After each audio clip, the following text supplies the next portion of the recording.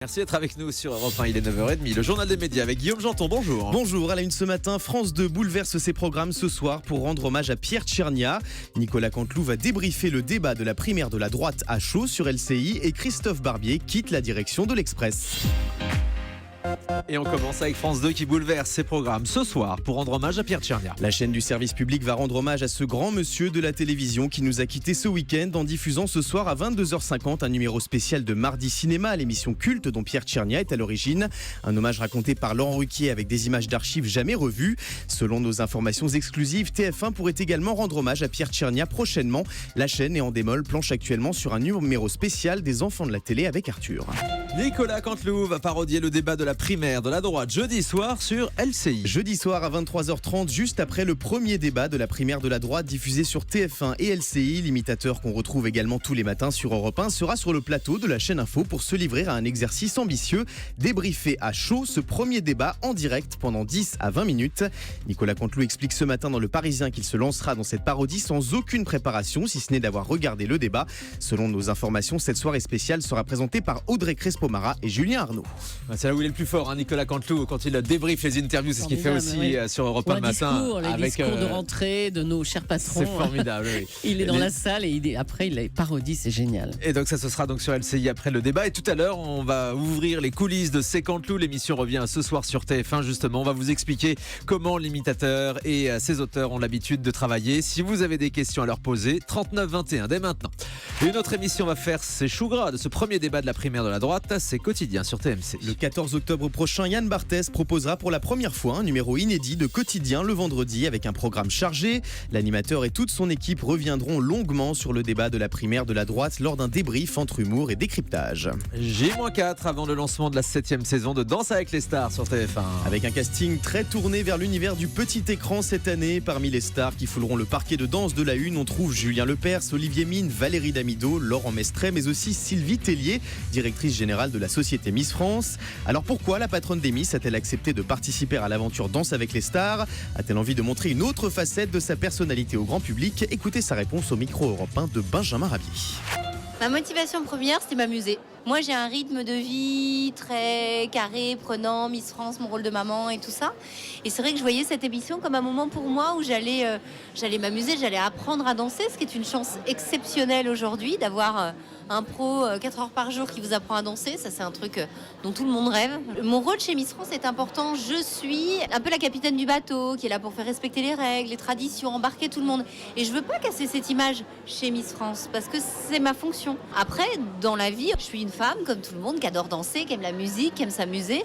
Et on va juste voir une autre Sylvie pendant l'émission. Sylvie Tellier bientôt dans Danse avec les stars. Harry Roselmack prépare son premier long métrage. Après avoir lancé sa marque de cosmétiques, le présentateur de 7 à 8 sur TF1 se diversifie à nouveau dans ses activités professionnelles. Selon TV Magazine, Harry Roselmack vient d'achever le tournage de son tout premier film en Bulgarie, un long métrage intitulé Fracture, basé sur un fait d'actualité marquant. Cette fiction écrite et réalisée par le journaliste devrait être disponible début 2017. Christophe Barbier quitte la direction de l'Express. L'homme à l'écharpe rouge a officialisé hier son départ de la tête de l'hebdomadaire. Christophe Barbier reste néanmoins conseiller éditorial de l'Express et consultant pour BFM TV qui appartient au même groupe. Guillaume Dubois est proposé comme nouveau directeur de la rédaction. Sa nomination sera soumise au vote des membres de la Société des journalistes de l'Express dans les prochains jours. Ségolène Royal explique pourquoi elle n'a pas souhaité participer à une ambition intime sur M6. M6 a lancé dimanche soir ce nouveau rendez-vous dans lequel des personnalités politiques se confient sur leur vie privée. Si la plupart d'entre elles ont joué le jeu, d'autres n'ont pas accepté l'invitation d'M6. C'est le cas par exemple de Ségolène Royal. Invitée de Laurence Ferrari sur iTélé hier soir, la ministre de l'Environnement s'est expliquée sur ce refus. J'avais été sollicitée, je n'ai pas souhaité y participer. Je respecte ceux qui acceptent à ce type d'émission.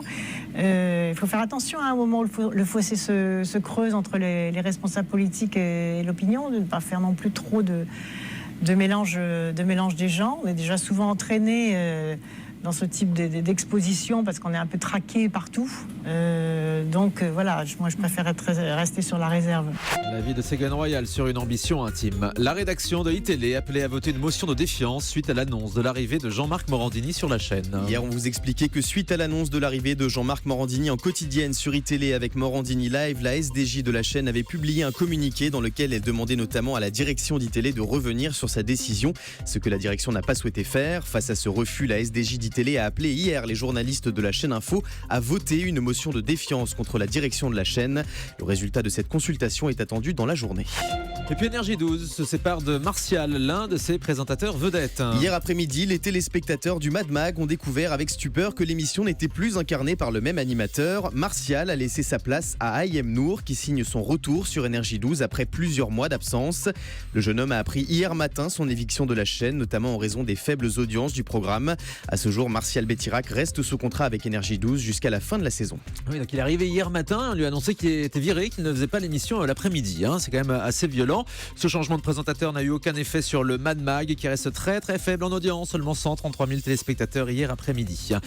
On enchaîne avec Maïtena Birabin, chauve, mais pour la bonne cause. L'ancienne présentatrice du Grand Journal de Canal+ a publié hier sur les réseaux sociaux plusieurs photos sur lesquelles elle apparaît le crâne rasé. Alors beaucoup d'internautes ont cru à un changement radical de look avec une coupe à la Britney Spears, mais il n'en est rien. Maïtena Birabin a confié qu'elle était grimée pour les besoins d'un clip pour Octobre Rose, une campagne de lutte contre le cancer du sein. Ouais, j'ai récupéré les photos sur les réseaux sociaux de Maïtena Birabin complètement chauve, c'est étonnant, surprenant. Un look pour la bonne cause, on l'a expliqué à l'occasion d'Octobre Rose. On vous met évidemment la photo sur nos réseaux sociaux, ceux du Grand Direct des Médias sur Twitter, LGDM officiel. On termine avec le chiffre du jour. 66,5 millions d'Américains ont regardé le deuxième débat télévisé entre Donald Trump et Hillary Clinton dimanche soir, une audience en chute de 21% par rapport au premier débat opposant les deux candidats à la présidentielle américaine. Merci beaucoup Guillaume Janton.